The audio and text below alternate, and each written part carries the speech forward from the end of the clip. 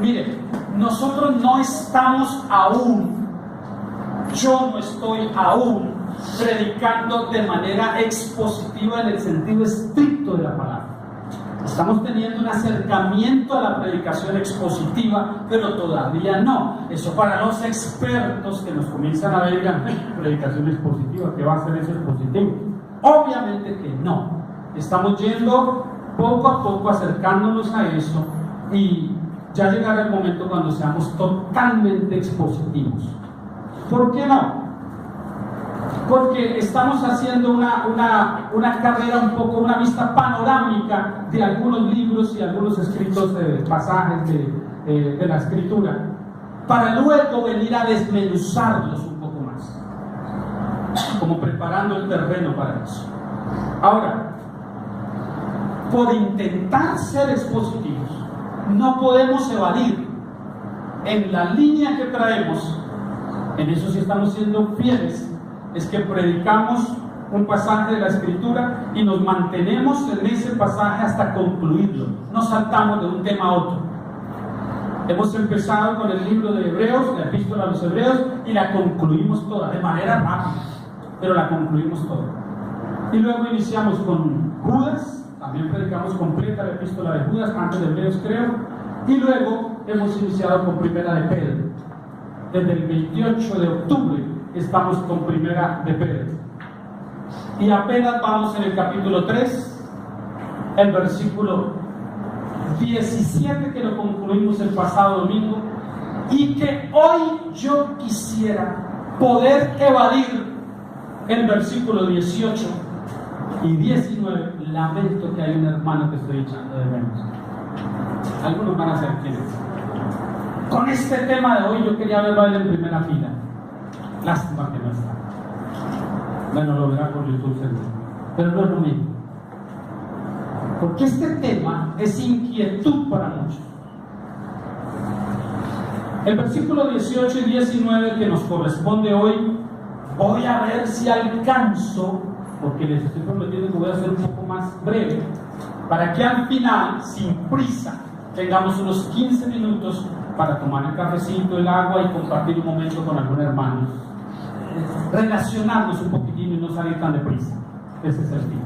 Entonces, el versículo 18 y 19 es considerado uno de los pasajes oscuros en la Escritura, de difícil interpretación. De hecho, hay varias perspectivas en cuanto a esos dos versículos. Usted no se imagina cuánto material hay, que yo pienso que el apóstol Pedro, si pudiera quizás saber todo lo que se especula de esos dos pasajes, a lo mejor simplificaría y diría, un momento, espere, voy a simplificar la cosa para que no se enreden más con eso, porque significa un verdadero problema. Pero corro el riesgo de que al enseñar esto, muchos de ustedes no vayan a quedar satisfechos con la explicación que les di. Yo mismo no estoy todavía satisfecho. ¿Entienden eso? Yo mismo todavía no estoy muy satisfecho. Pero hemos de acercarnos a estos textos oscuros como la misma Biblia enseña y como la hermenéutica nos pide hacerlo. La ciencia de la interpretación bíblica nos dice que los pasajes oscuros y difíciles se interpretan a la luz de los pasajes más simples. Esa es una regla. Y la otra regla dice que la Biblia misma, en la primera regla, es su propio intérprete. Es decir, en la misma escritura debemos encontrar la interpretación de eso que parece tan difícil. Y una tercera cosa que debemos tener en consideración es que los textos deben explicarse e interpretarse a la luz de su contexto inmediato. El más inmediato, las palabras que están antes y que están después, no se pueden separar, no se deben separar. ¿Estamos bien? Eso como preliminares. Así que seguramente hoy algunos van a decir, el pastor mejor hubiera omitido esos 2 versículos y no complicarse con cosas de esas, porque quedamos como en el limbo, porque vamos a considerar que hasta la Iglesia Católica prefiere decir que es el limbo este lugar para no verse en enredos, porque es bien complejo. Bueno, yo no tengo una mente brillante, excepto porque no tengo fe, pero no es una mente brillante en el sentido de intelectualidad, no lo es. Mi mente no es una mente avanzada en ese sentido, no lo es. Sin embargo, cuando usted es cuidadoso en el estudio de este tema, puede descubrir que no necesita especular demasiado para percibir qué es lo que tiene en mente el apóstol Pedro. Bueno, no le dé tanta vuelta, pastor, y empiece, ¿verdad?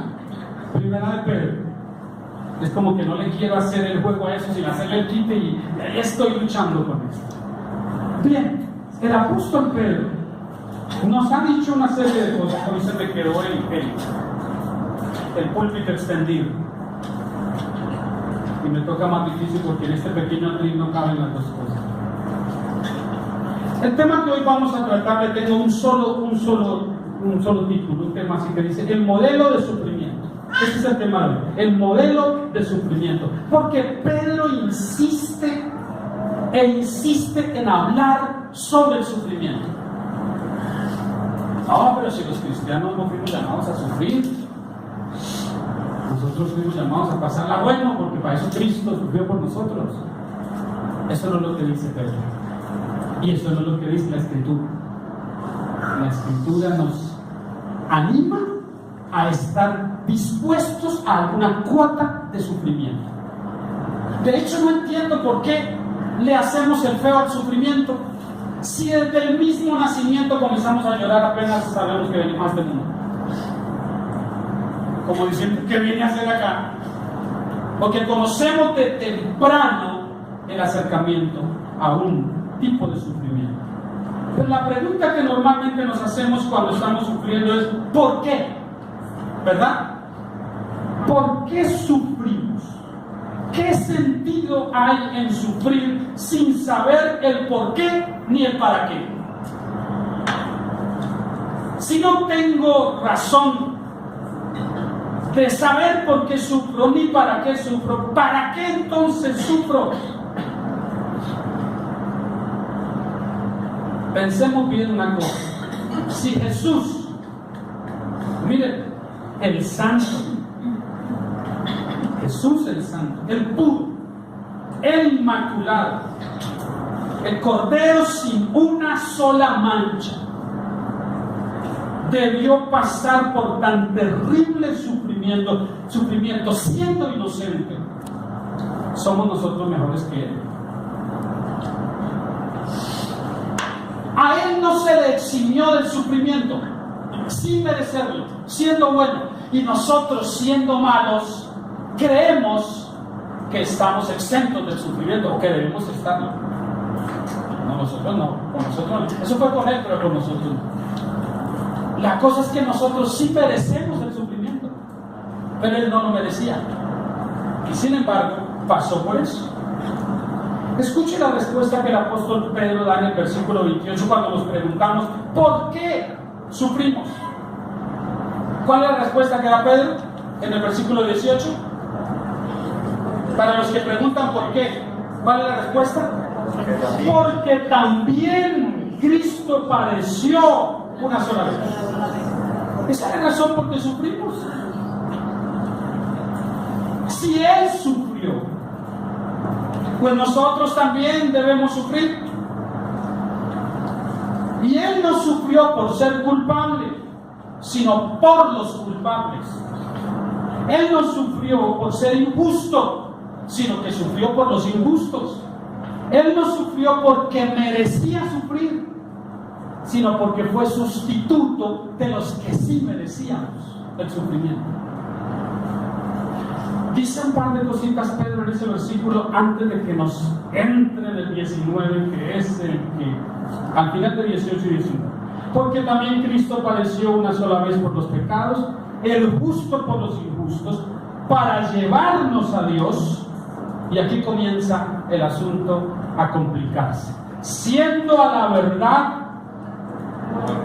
muerto en la carne, pero vivificado en espíritu, en el cual también fue y predicó a los espíritus encarcelados. Ay, ay, ay, ¿quiénes son? Los que en otro tiempo desobedecieron, cuando una vez esperaba la paciencia de Dios en los días de Noé, mientras se preparaba el arca, en la cual pocas personas, es decir, 8, fueron salvadas por agua. ¿Qué odisea tengo esta mañana, Señor, por favor? Pedro nos dice, antes de hablar de los espíritus encarcelados, que el propósito por el cual Cristo sufrió fue para reconciliarnos a nosotros con el Padre.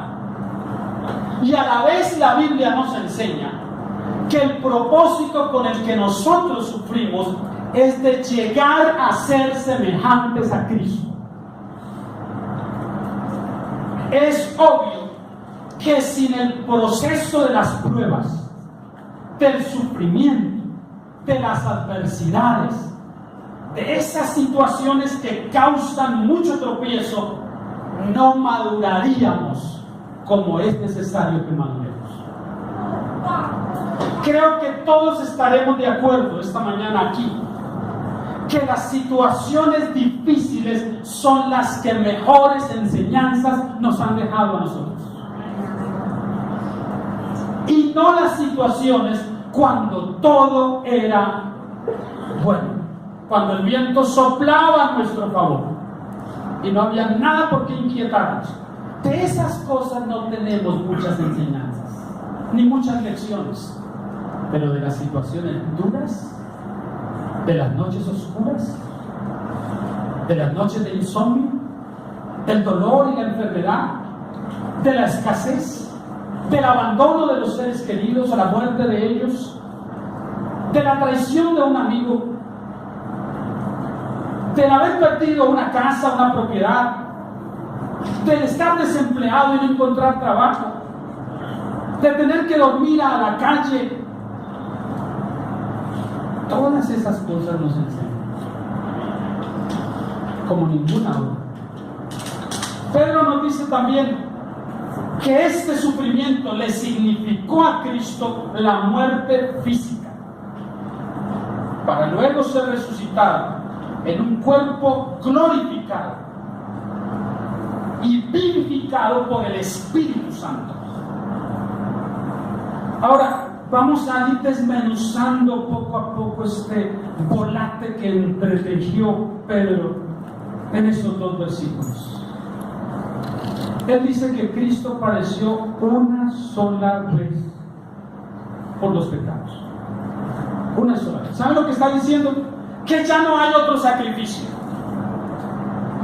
Que el sacrificio de Cristo fue el sacrificio único que satisfizo la exigencia de la justicia divina. Que Dios quedó satisfecho con el sacrificio de ese Cordero, el Cordero perfecto, y que ya no se necesitan más sacrificios de ninguna clase.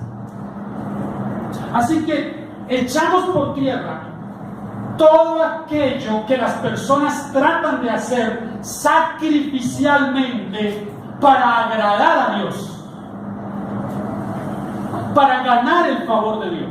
No, porque cuando hacen eso, anulan de manera indirecta el sacrificio de Cristo al no reconocerlo y ponen otro sacrificio en lugar de esto. Y Pedro dice, Él padeció una sola vez y no volverá a padecer más por los pecados de nadie, solo una vez. Es lo primero que dice. Pero luego dice también que como hay un solo sacrificio, tampoco hay otra expiación. Es decir, no hay manera de que con otro sacrificio se cubra el pecado de alguien. Eso es la expiación, el cubrir los pecados. No es posible que los pecados de alguien sean cubiertos de otra manera que no sea con la muerte expiatoria de Cristo, que cubrió nuestros pecados con su sangre. Eso lo está diciendo Pedro acá implícitamente. Y también dice que como Él padeció una sola vez, no hay otro mediador y tampoco hay otro sustituto. Es decir, que Cristo fue el Redentor por antonomasia. Ya saben lo que eso significa. Único. Nadie como Él.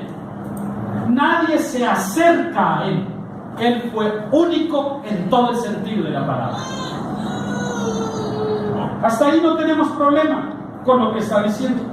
Todavía podemos ahondar un poco más. Dice que Jesús sufrió, pero que los hombres también sufrimos. Pero nunca puede compararse el sufrimiento de Cristo con los sufrimientos nuestros. No hay nada que comparar. Ese dicho popular que las personas usan por ahí es que el pobre sufrió más que un Cristo. Eso es grotesco y odioso, irreverente e irrespetuoso, porque el sufrimiento de ninguna persona jamás puede compararse con los sufrimientos de Cristo, por varias razones. Veamos algunas.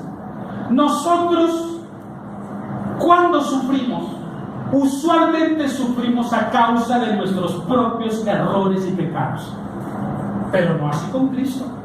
Él no sufrió por sus pecados. Él no sufrió por los errores suyos. Él sufrió por los pecados y los errores nuestros. No fue porque Él era un pecador que fue llevado a la cruz. No hay tal enseñanza en la Escritura. Nosotros, cuando sufrimos, contamos con la asistencia de algunas personas. Aunque usted diga, me dejaron íngrimo solo, en realidad siempre hay alguien cerca nuestro en el campo humano, así sea a la distancia, para decirnos: entiendo lo que estás pasando, y a la distancia, pero estoy contigo. No podemos nunca decir que cuando sufrimos hemos estado solos. No creo que ninguno pueda decir eso. Porque como dijo el salmista, aunque padre y madre me dejaren, la cosa más terrible que pueda suceder, que papá y mamá nos abandonen. Y él dice, si eso llegara a pasar, con todo, el Señor me recogerá. Así que nadie puede decir que ha sufrido y que pasó solito por ahí. Pero en Jesús sí. Porque hasta el Padre mismo, al ver que Él se hizo pecado por nosotros, dio la espalda y lo abandonó. Y Él tuvo que exclamar en la cruz: Dios mío, ¿por qué me has desamparado? Porque Él sí supo lo que era ser abandonado en los sufrimientos más cruentos, a una soledad sin Dios. Usted y yo no sabemos lo que es eso. Porque en últimas, que todo ser humano nos abandone puede llegar a suceder, pero que Dios nos abandone. ¿Sabe lo que Él dijo? Yo estaré con ustedes todos los días hasta el fin del mundo, nunca los dejaré solos. Aunque tengamos la sensación de que estamos abandonados, la sensación nunca es la realidad. La sensación solo es eso, y hacemos mal en creer a esa sensación, porque no es verdad. Él dijo que estaría con nosotros todos los días, y de hecho está con nosotros todo el tiempo. Así que nuestros sufrimientos nunca se comparan con los sufrimientos de Cristo. Nunca, nunca, nunca. Y otra cosa interesante: los sufrimientos de Cristo significaron redención para nosotros. Porque en la cruz Él se hizo maldición por nosotros. Pero nuestros sufrimientos, ¿a quién redimen? Ni siquiera el alma nuestra puede ser redimida con sufrimiento, menos la de otro ser humano. Así que no hay ninguna posibilidad. Por donde usted vea, los sufrimientos de Cristo nunca pueden ser comparados con el paseo en coche que nosotros nos damos cuando decimos que sufrimos. aunque la esté pasando muy amargo, no estoy subestimando el hecho de que usted esté sufriendo o no, pero que ese sufrimiento pueda compararse con los sufrimientos de Cristo, no hay nada que comparar aquí. ¿Estamos de acuerdo? Nada que comparar. Eso es lo que dice en cuanto al sufrimiento. Luego nos tuerce completamente todo. Y antes de cerrar y entrar en el tema que pareciera como que da un giro brusco el apóstol Pedro, cierra con esto la parte del sufrimiento. Sufrimos tantas veces por nuestro propio pecado, pero Jesús sufrió por el pecado nuestro. Usted peca y sufre porque la paga del pecado es muerte, porque las consecuencias del pecado se recogerán. Así que nada que hacer. Y luego cierra con eso y nos mete en el tema. Que yo, si lo hubiera estado predicando de esta manera, lo hubiera omitido. Porque sé que más de uno está curioso por saber, a ver, ¿por qué va a salir el pastor hoy con los espíritus encarcelados? Mire lo que dice, cómo nos complica, pero cómo se simplifica el asunto cuando solo hacemos una cosa: leemos con atención el texto, sin ir a otros por ahora. Sin ir a otros, solo leyendo el texto con atención, sin salirnos de ahí. La ley del contexto. Vamos a ver, con calma.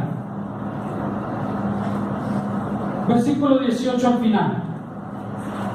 Para llevarnos a Dios, siendo a la verdad muerto en la carne. ¿Estamos de acuerdo que el Señor murió físicamente? Que su cuerpo fue sepultado. No tenemos problema con eso. ¿Hay algún aquí que gnóstico por ahí escondido para tratar de convencerlo? No, nada de eso, ¿verdad? Su cuerpo fue puesto en una tumba. Con eso no tenemos problema. El problema es con lo que viene luego, con lo que él parece insinuar. Dice, pero vivificado. En realidad debería decirse, según otras versiones lo traducen, pero vivificado por el Espíritu. Porque cierto es que fue el Espíritu el que vivificó a Cristo. El Espíritu de Dios. Él fue levantado en el poder del Espíritu Santo. El lío no está tanto todavía con eso de cómo fue vivificado, porque sabemos que fue por el poder del Espíritu Santo. El lío no es con eso, el lío es con lo que viene luego. El pleito es con no saber qué es lo que Pedro quiere decir. Si es que en efecto él está afirmando, como también parece decir Pablo en Efesios capítulo 4, que el Señor Jesús, cuando fue sepultado en el Espíritu, fue hasta lo profundo del mismo infierno. Y la palabra en ningún lugar habla del infierno, pero muchos prefieren hablar de eso. Y allí predicó a los que estaban en ese lugar de tormento. Y hay muchos textos para refutar completamente eso. Vamos a considerar despacio. No tengo prisa por salir de esos dos versículos hoy. A ver qué quiere decir el apóstol Pedro. Conecte por favor el final del versículo 19 con el inicio, 18, con el inicio del 19. Dice, para llevarnos a Dios, siendo la verdad muerto en la carne, pero vivificado en espíritu, en el cual también, ¿qué es lo que está diciendo ahí? En el espíritu. Dice, en el cual también, en el Espíritu de Cristo, que levantó a Cristo de entre los muertos, en ese mismo y por ese mismo poder, ¿qué fue lo que hizo? Mira, ahí es donde se complica. Dice, fue y predicó a los espíritus encarcelados. Observe que nos dan unas pistas. Nos dice que el Señor fue, predicó, está hablando en sentido pasado, y nos habla de algunas características de esos espíritus. Son encarcelados, y en el versículo 20 dice, los que en otro tiempo desobedecieron. Son espíritus encarcelados por desobediencia. ¿Estamos hasta ahí? Luego dice, cuando una vez esperaba la paciencia de Dios, ¿cuándo? Entonces nos ubica. Y nos dice, en los días de Noé. Y ya nos manda a un texto referencial, a un pasaje paralelo, para que desde allí partamos de qué es lo que él está hablando. No es fácil explicar esto, lo entiendo perfectamente. No es fácil comprenderlo tampoco, porque se nos formulan varias preguntas. ¿Quiénes son estos espíritus encarcelados? Primera pregunta. Y segunda pregunta, ¿dónde es exactamente que estaban? ¿En el infierno? ¿En el Hades? ¿En la Gehenna? ¿Dónde? ¿Por qué el Señor fue allí, hasta ese lugar? Si es que fue en el periodo que comprende entre su sepultura el viernes en la tarde e inmediatamente su cuerpo queda en la tumba y él desciende hasta esas profundidades, viernes en la tarde, sábado y domingo, para regresar otra vez el espíritu al cuerpo el domingo y madrugar temprano a resucitar. Es en ese lapso de tiempo es donde se especula qué pasó con el Señor.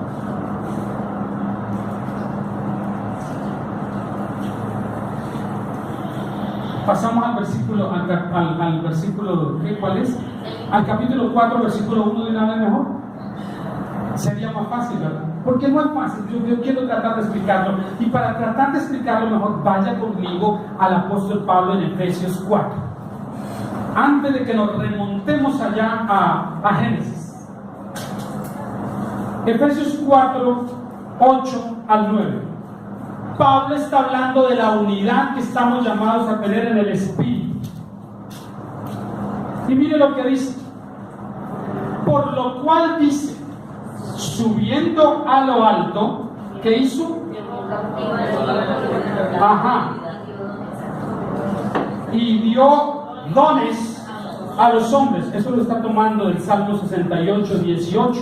Y ahora mire lo que él entra a explicar. Versículo 9. Y eso de que subió, hablando de Cristo, ¿qué es? Sino que también había descendido primero a las partes más bajas de la tierra, pero no dice infierno, sino a las partes más bajas de la tierra. Y el 10 dice, el que descendió es el mismo que también subió por encima de todos los cielos para llenarlo todo. Wow. Yo no veo tanta dificultad. Yo no veo tanta dificultad, a menos que lo querramos complicar. Pero yo no. Quizás quienes complican todo esto lo hacen con el fin de pasar un poco por doctos e intelectuales. No sé si mi explicación para ustedes vaya a ser muy simplista. Y en efecto, más adelante tengamos que decir, en efecto, por ahí no era, como que el pastor ese día, bueno, menos mal que al principio dijo que él mismo no estaba todavía muy fino. Pero mire la explicación como se ve en la Escritura, no solo como yo lo veo, a la luz de la Escritura. El mismo apóstol Pablo que dice esto aquí en Efesios, en Filipenses, dice que el Señor se humilló hasta lo sumo, hasta lo más bajo, haciéndose ser humano como nosotros. Es decir, que Pablo en Efesios 4 y 9 parece estar insinuando que ese descender a lo más bajo de la tierra es justamente la encarnación de Cristo. Porque el hecho de que Dios se haya hecho como uno de nosotros es una humillación para el Dios Todopoderoso. Es descender a lo más bajísimo, es hacerse polvo como nosotros cuando Él es un espíritu eterno. ¿Vamos por ahí más o menos? No tiene que estar de acuerdo conmigo totalmente, tranquilo. Amén. No, puede tener diferencias. Puede estar hablando de eso. Puede estar hablando. Él ve encarnación. La encarnación de Cristo significó esto. ¿Por qué lo digo? Porque luego él habla de la glorificación, dice en el 10 de Efesios, el que descendió en su humillación, según Filipenses, el que encarnó como nosotros, luego fue exaltado hasta lo sumo y subió por encima de todos los cielos. ¿Para qué? Para llenarlo todo. Eso es la primera parte. Ahora es tratando de definir esto de los espíritus encarcelados y si Jesús en efecto fue al infierno o no. Hay una razón bíblica para creer que el Señor Jesús nada tenía que hacer en el infierno.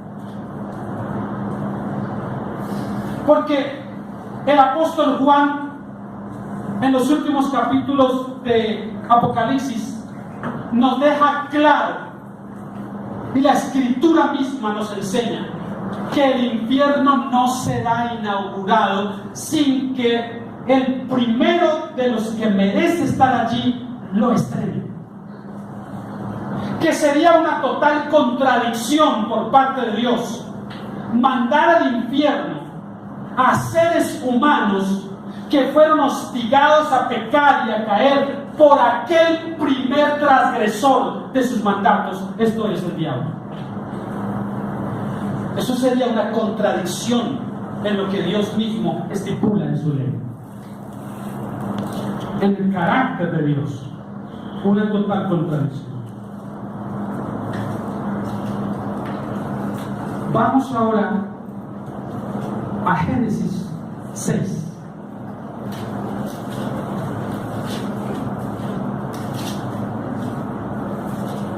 ¿De qué habla Génesis 6? De eso. Mire el versículo 5. Y vio Jehová que la maldad de los hombres era mucha en la tierra, y que todo designio de los pensamientos del corazón de ellos era de continuo solamente el mal. Y en el 7 dijo, y dijo Dios, raeré de sobre la faz de la tierra a los hombres que he creado, desde el hombre hasta la bestia, y hasta el reptil y las aves del cielo, pues me arrepiento de haberlos hecho. Y en medio de esa sentencia divina, el versículo 8 suena esperanzador, porque dice, pero Noé halló gracia ante los ojos de Dios. Este es el personaje del que Pedro está mencionando, el que Pedro menciona. Ese es este que está aquí ahora como en cuestionamiento, porque nos dice que esos espíritus encarcelados en otro tiempo, ¿qué hicieron esos espíritus encarcelados? Desobedecieron cuando una vez esperaba, ¿qué cosa? La paciencia de Dios. Mira, hermano, Clemente de Alejandría afirmó que Cristo fue en espíritu al infierno. Eso lo hizo unos 200 años después de Cristo, en el siglo II. La Iglesia Católica toma pasajes como estos para justificar su doctrina del purgatorio y del limbo para los niños. Toman versículos como estos, como los que hemos citado. Pero hay otras corrientes de cristianismo que enseñan otra cosa. El universalismo, por ejemplo, lo usa para afirmar que nadie se perderá jamás, porque aún en el infierno, y no van a ser enviados allí según el universalismo, tendrán oportunidad de que se les predique el evangelio. Bíblicamente no es eso posible. Y hay textos de la Escritura que nos dicen, por ejemplo, Lucas 16:26. Lucas 16:26, un pasaje que todos conocemos del rico y Lázaro. Además de todo esto, una gran cima está puesta entre nosotros y vosotros, de manera que los que quisieren pasar de aquí a vosotros no pueden ni de allá pasar acá. No hay posibilidad que quien está destinado al infierno pueda oír de alguna manera el evangelio en esa condición en que está, para luego ser trasladado al cielo. No hay esa posibilidad. Lo enseña. Pero hay otro texto también que nos sirve. Hebreos 9:27. Porque está establecido para los hombres que mueran una sola vez y después no hay más oportunidad. El evangelio tiene que ser predicado aquí y ahora.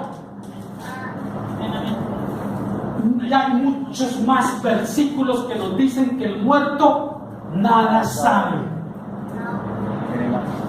Ya no tiene más memoria. No hay posibilidad alguna de que a alguien que murió se le hagan misas y responsos y cositas y asuntos para que lo saquemos de ese lugar donde está. Mire la contradicción de la iglesia tradicional. El día que lo están sepultando, ¿qué es lo que dice ahí bajo el nombre? Descansó en la paz del Señor, pero luego comienzan a pagar misas para sacarlo del lugar donde está. Pero luego que no está en la paz del Señor. Si descansó en la paz del Señor, entonces ¿para qué pagan para sacarlo del purgatorio? Son las inconsistencias de la iglesia católica, que no tienen asidero espiritual por ningún lugar. Ahora, cuando miramos esto, decimos, entonces, ¿quiénes son esos espíritus? Y vamos otra vez al capítulo 6 de Génesis. ¿Cuánto tiempo dice que estuvo predicando Noé a sus contemporáneos? Noé, mira, le dijo Dios, como hallaste gracia delante de mí, déjame decirte que va a pasar algo. Voy a acabar con todo esto a través de un diluvio. Prepárate un arca, porque todos los que entren en el arca van a salvarse del diluvio. Voy a mandar un juicio sobre la tierra. Eso es lo que Dios dice. Anúnciale a la gente. ¿Y qué comienza a hacer Noé? En 2 Pedro 2:25, el propio apóstol Pedro habla de Noé como un pregonero de justicia. Y pregonero se deriva de la misma palabra predicador también, alguien que anuncia algo, que está pregonando un mensaje. Eso fue lo que hizo Noé todo el tiempo. Comenzó a decirles a las personas, mire que Dios va a acabar la tierra, escúchenme. ¿Y qué es lo que dice la palabra? Todos corrían rápido a hacer caso de lo que Noé decía, ¿verdad? No, dice el Señor que será este tiempo como los días de Noé. Todo el mundo andará embolatado en lo suyo y nadie hará caso de lo que se le diga. Como en los tiempos de Noé. El viejito loco que dice que va a venir un diluvio y está haciendo un arca y mire, está como chiflado el viejo. Y nada de eso sucedía. Nada de eso pasaba. ¿Pero vino el diluvio o no? Bueno, lean en la escritura. Vino el diluvio y acabó con todo. Y esas personas que estuvieron oyendo todo el tiempo a Noé que predicaba, ¿a quién anunciaba Noé? ¿En el poder de quién podía predicar Noé? En el poder del Espíritu de Cristo, que sin haber sido encarnado estaba como Espíritu eterno, porque el Hijo de Dios existe desde antes de la fundación del mundo. Aquí no somos testigos de Jehová, que creemos que el Señor Jesús vino a existir, sino que existía desde antes de su encarnación, como la Biblia nos enseña.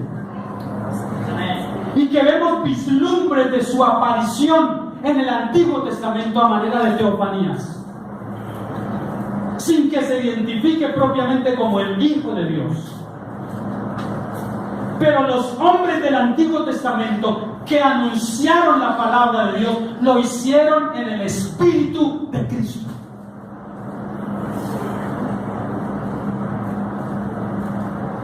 Es increíble que el propio Jesús dice en el Evangelio de Juan que todos esos hombres del Antiguo Testamento, cuando hablaban de Él, lo anunciaban a Él. El propio Señor Jesús lo dice. Así que cuando está predicando Noé a sus contemporáneos, les está anunciando un mensaje de juicio para que se arrepientan. Pero para cuando Pedro escribe esto, Pedro ya sabe perfectamente porque ha leído en la Torá, la Biblia hebrea. Acuérdense que ya para la época de Pedro eso sí ya existía. Todo el Antiguo Testamento ya se conocía, sobre todo el Pentateuco, y Pedro era un ávido lector de eso como todo judío, o sea que Pedro conocía perfectamente la historia de la que él se está refiriendo acá. Por eso cita a Noé.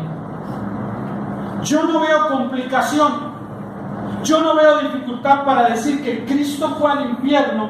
¿Para qué inventan eso si en ninguna parte de la Escritura se puede sustentar? No hay pasajes en la Biblia que respalden que Cristo fue al infierno a predicarle a alguien. En cambio, sí hay asidero escritural para decir que en el mismo poder del Espíritu de Cristo que nosotros anunciamos hoy el Evangelio, en ese mismo poder Noé también anunció el mensaje.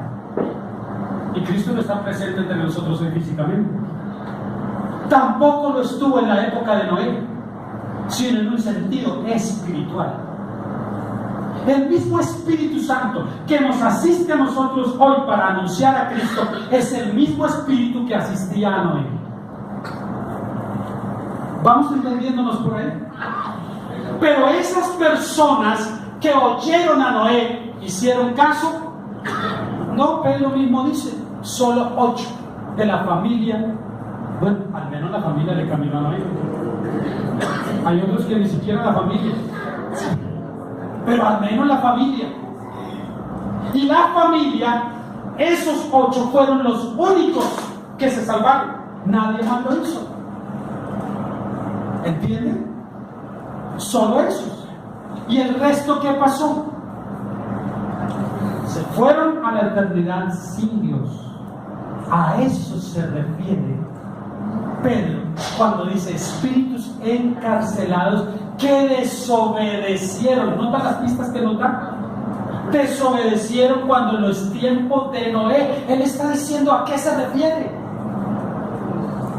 Él está diciendo claramente que el Espíritu de Cristo estaba en Noé para predicar el Evangelio y anunciar un mensaje de juicio, y que las personas se arrepintieron, y como no lo hicieron, el juicio vino y esos fueron condenados, y ahora Pedro los ve como espíritus encarcelados, a los que Cristo no bajó a predicarles. Ya Noé lo había hecho.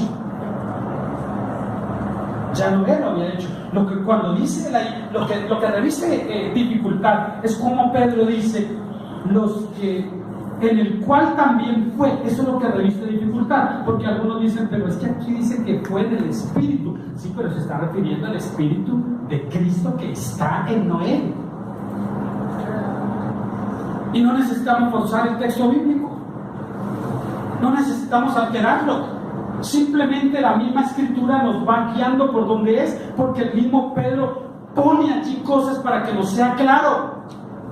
Y dice, él parece decir, me estoy refiriendo al Espíritu de Cristo que estaba en Noé y que advirtió a sus contemporáneos sobre el juicio que vendría. Pero no hicieron caso. Ahora, ¿cómo los ve Pedro? Los ve como espíritus encarcelados. ¿Estamos? Desobedientes. Entonces no es Cristo el que fue en el lapso de su sepultura y su resurrección, fue hasta allí. No hay en la Escritura textos que avalen eso. Yo sé que los que fueron al seminario aprendieron eso, porque a mí también me dijeron lo mismo. A mí me dijeron lo mismo que a ustedes, porque también fui formado en un seminario pentecostal. Y me dijeron lo mismo que a ustedes, no cambien. Es que él llevó cautiva la cautividad. Entonces los que estaban allá en el seno de Abraham, que no iban exactamente ni al infierno, ni al cielo, ni nada, no, todavía no, estaban esperando en la antesala. Entonces vino él y lo liberó. Eso se llamaba el seno de Abraham, y los llevó y los puso allá. Esos son. Sí, vea, así fue. Y el Señor tan misericordioso que hasta el infierno mismo fue a predicar. ¿Dónde avalamos eso en la Escritura? ¿Qué versículo encontramos para sustentar eso? Versículos como el de Efesios no nos sirven. No sirven para eso. Porque Pablo parece estar hablando claramente solamente de la encarnación y la glorificación de Cristo. Sé que esto no les va a quedar a ustedes muy agradable. Bueno, yo quedé convencido. Tranquilos, no hay problema. Siga estudiando el tema. Siga leyendo la Escritura. Siga profundizando en la palabra de Dios. A ver a dónde lo lleva el Señor con esto. Pero yo en lo personal veo la Escritura, la cotejo toda y luego veo cómo Pedro sigue hablando. Mire lo que dice, lo que nos deja para el próximo domingo. Porque de repente usted puede juzgar a Pedro de ser un pésimo en homilética. Porque parece que él salta de un asunto a otro. Pero no sea rápido al juzgarlo así, porque si usted juzga a Pedro de esa manera, está ignorando que Pedro escribió por inspiración del Espíritu Santo. Entonces no le está diciendo a Pedro que no es bueno en homilética, sino al Espíritu Santo. El error es nuestro, no de la Escritura, en la apreciación que tenemos. Y por eso tenemos que ir un poco más profundo para poder encontrar todas las verdades, porque de repente él está hablando de esto y luego relaciona el diluvio con el bautismo. Nota, mire lo que dice, lo voy a dejar ahí. El bautismo que corresponde a esto ahora nos salva, no dice que no nos salva, sino nos salva, no quitando las inmundicias de la carne, sino como la aspiración de una buena conciencia hacia Dios por la resurrección de Jesucristo. Y ahora mire cómo termina. Quien habiendo subido al cielo, igual que el apóstol Pablo, está a la diestra de Dios, y a él están sujetos ángeles, autoridades y potestades. Yo voy a dejar estos dos versículos para el domingo siguiente, para decirles una cosa. ¿Qué es lo que Pedro nos está diciendo en esos versículos 18 y 19? Acuérdese que comenzó hablando de los sufrimientos de Cristo. ¿Recuerda? Nunca podemos olvidar eso. De eso está hablando, de los sufrimientos de Cristo. Y de pronto nos está diciendo a nosotros que en todo tiempo el cristiano pasará por sufrimiento también. Algún tipo de sufrimiento tendremos. Es más, el Señor Jesús lo anunció con letras mayúsculas de las que no se predica mucho hoy en día. En el mundo tendrán ustedes aflicción. ¿Lo anunció el Señor o no? Entonces cuando usted comienza a sufrir y a pasar adversidades y necesidades y dice, ¿por qué? El Señor podría decir, oye, ¿te lo advirtió, no? Eso es como cuando le dicen a usted que va para un paseo a tierra muy cálida y le dicen que hay mucho insecto, que más vale que lleve un repelente. Y usted llega allá al lugar y cuando se da cuenta la nube de mosquitos y zancudos, me pasó una vez en Costa Rica impresionante, un piquete que se dieron una comilona conmigo. Impresionante la zona bananera entre Costa Rica y Panamá. Y por Dios, si me comieron vivo. Ningún repelente. Y usted llega a ese lugar y alguien le dice, yo le dije que trajera repelente. Ay, yo no creí que era importante, no creí que era así, pero ya usted está como una mazorca. Porque no hizo caso de un detalle. Es como si nosotros comenzamos a quejarnos de esto del sufrimiento y el Señor dice, oye, no te lo advertí. Yo te dije que en el mundo tendría esa aflicción. Ay, Señor, pero es que el pastor de mi iglesia dice que no, que ya triunfamos sobre todo eso. Y allá me dicen que soy victorioso, soy un princeso. Así que yo no tengo por qué pasar por agonía, ni por enfermedad, ni por dolor, ni por escasez. Eso es lo que me dicen. ¿A quién le vas a creer? Dirá el Señor. ¿A ese que dice eso o a mí, que te dije que en el mundo pasarás por aflicción? Pero ¿a quién te dice que no pasarás por ninguna aflicción ni nada de eso? ¿Quién tiene la razón? ¿Acaso hay que dudarlo? ¿Acaso hay que preguntarse quién tiene la razón, por Dios? Claro que el Señor tiene la razón. Hay que desechar a aquel que dice esas cosas baratas para su propio provecho y nada más, y hacer caso de lo que el Señor dice. Pero Él no solo anunció la aflicción, Él dijo, en el mundo ustedes tendrán aflicción, pero confíen. En todo tiempo los cristianos seremos afligidos, pero el Señor dijo, pero confíen, yo ya vencí al mundo. ¿Sabe lo que eso significa, hermano?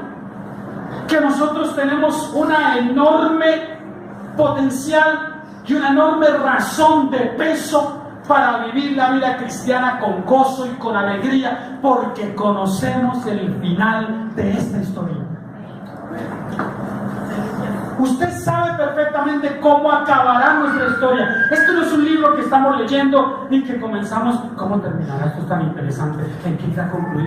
Algunos, cuando es un libro muy interesante, hacen lo que yo hago. Yo no me aguanto muchas veces, pero esto está ¿en qué termina? Y voy a la parte final. Porque yo quiero saber esa trama, cómo la van a desenvolver. Nosotros ya sabemos cuál es el final.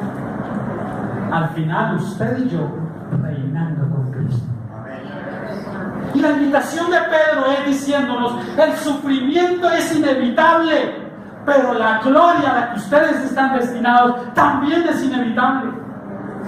Por ustedes espera esa gloria. Eso nadie ni nada se la va a quitar. Así que sufran con dignidad. Y si usted cree que está sufriendo mucho, yo le podría dar datos de algunos hermanos que verdaderamente están sufriendo. Hoy, nuestros hermanos en China, una iglesia oculta, porque es perseguida por el gobierno, en un país de más de 1.400 millones de habitantes. Por cada 10 personas en el mundo, 7 viven en la China. Eso es una montonera de personas. Y sin embargo, casi el 10% de la población china, bajo completa opresión, son cristianos. Eso no lo podemos decir en Colombia, que tenemos plena libertad. ¿Y usted sabe lo que pasa en Corea del Norte? ¿Usted es cristiano?